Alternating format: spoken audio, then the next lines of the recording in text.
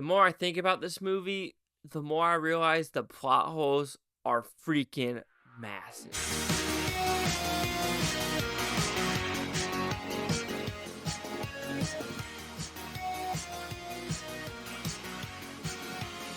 Chase Lehocky here at the Blue Futon reviewing Deer Camp 86. Let me get a little bit more comfortable. But what's about pretty small premise? You have 6 or is it 5 friends from Detroit going into northern Michigan to do the deer hunting season. Doing whatever that means. I don't know if that makes sense. Anyway, they go to a bar before they go to the cabin.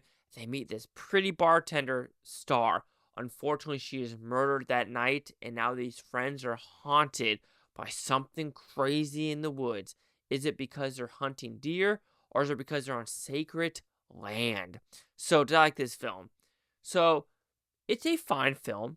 There is some pretty good costume design, pretty awesome stunts, but the more I think about the story and the reasoning behind this, I kind of got confused and lost in thinking that it really makes no goddamn sense.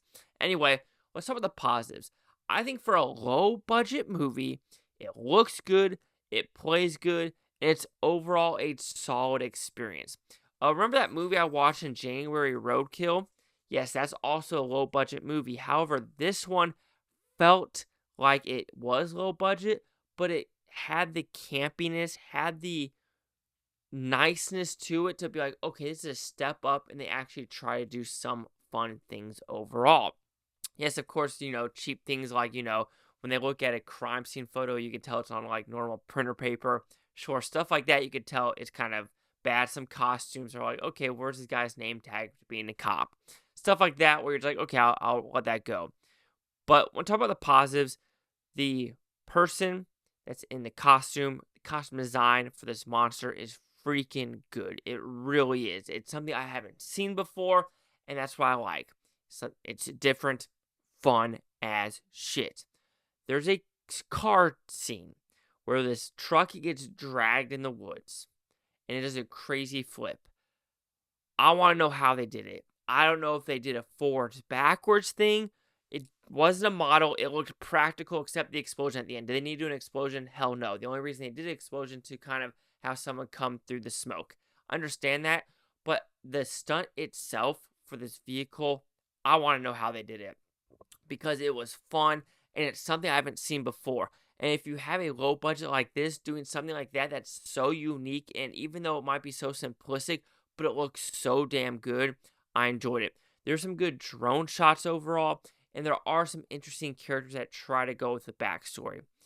But other than that, I'm kind of confused about what the moral of the story is trying to be and some of these characters. Okay, something to talk about with, out of the review, at first reaction.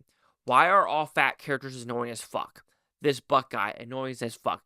The fat chick in blackening, annoying as fuck. The Treasure Mountain movie with the SNL people, fat girl, annoying as shit. And same here, Buck. He just wouldn't shut the fuck up. And when he's telling other people to shut the fuck up, it's like, bro, you're the most annoying motherfucker ever. And it's like all he cares about is beer, beer, beer. And that just got old really fucking quick.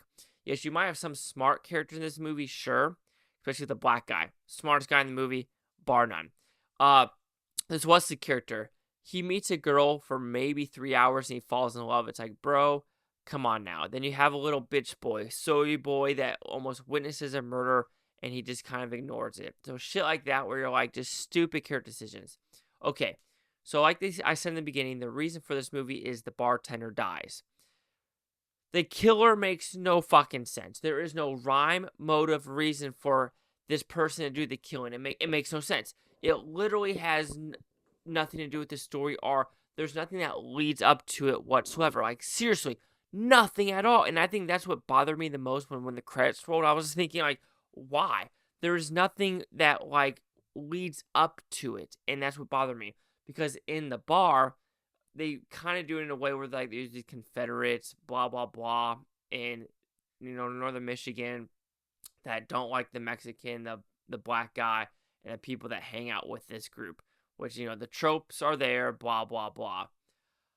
But then they also add this Native American indigenous, I can't pronounce shit, anyway, storyline that doesn't make sense to a point, because if the whole point is indigenous women are missing, it doesn't explain that whatsoever. It doesn't even go into that level, because if you actually are following the murders, it's a bunch of people hunting for deer and they're getting bear attacked. So you might be saying all these Native American women are missing, but there's nothing in the story that leads to these Native American women missing. Like, nothing if, ands, or buts. So you're like, what does that have to do with anything in this movie whatsoever? So there's a huge disconnect with the writing on that part. And I understand what they want to do with this whole loop thing. And I mean, now you're in 2024, they do something with that, which is fine. But okay, vegans need to realize there needs to be population control of some animals, because deers like to have sex and they actually ruin something. So there's a need to do that. So people need to realize that. Or, yeah, let's just put it that way. There's a reason why you burn, you do control fire, so more fires don't happen. Same thing with like deer population. They can ruin the land and ruin a lot of other animals, habitats. So just the story itself, they wanted a message, but it did not come across whatsoever. But overall, Deer Camp 86, there's some fun moments, very little kills for being a out in the woods kills movie. Yeah, you have some of them, but I wanted to be a little bit more edgier over the line. Yes, some humor works, some elements do work, but I just think overall the story's a convoluted mess and jumble of not knowing exactly what it wants to tell the audience. Is it pro-vegan? Is it pro-Native American missing women? Is it anti-pollution or littering? I don't know what it's actually trying to say.